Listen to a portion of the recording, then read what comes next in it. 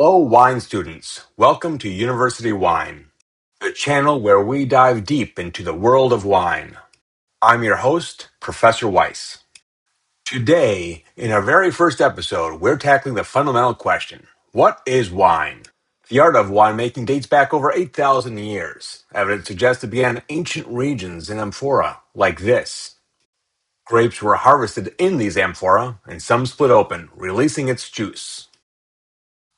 And wine, at its core, is this grape juice fermented.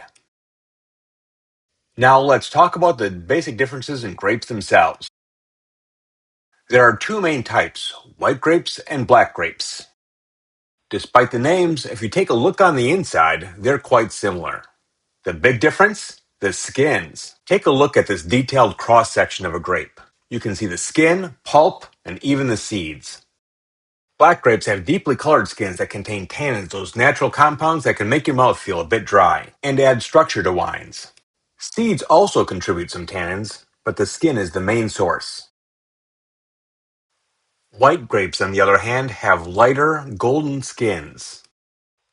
These skins have fewer tannins, leading to wines that can be a bit more refreshing. But regardless of skin color, the pulp inside is what really matters. It's soft, fleshy, and the same pale shade in both types. This pulp holds the grape juice, which is mostly water, sugar, and acid, the building blocks of wine. The pulp is where the action starts. Squeeze it, and out comes its juice, with its sugars ready for its transformation. But to transform that juice into wine, we need to look to science and the process called alcoholic fermentation. This is where science meets nature. To make it happen, we need yeast, those tiny microscopic organisms that are everywhere, even on grape skins, which mixes with the juice when the grapes split open.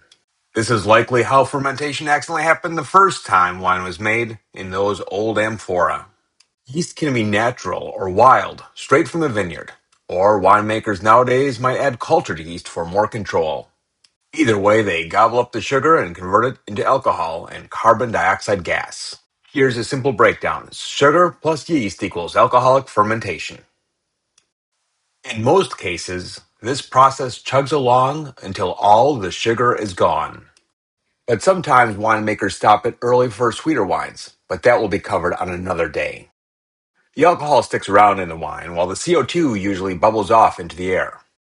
That's why your wine isn't fizzy unless it's sparkling. But how they keep that CO2 in the bottle, again, is for another day. We measure the alcohol level as alcohol by volume, so a 13% ABV wine means 13% of that liquid is pure alcohol. In the end, most table wines clock in between 11 to 14% ABV. There you have it, the basics. Like, subscribe, cheers. Until next time.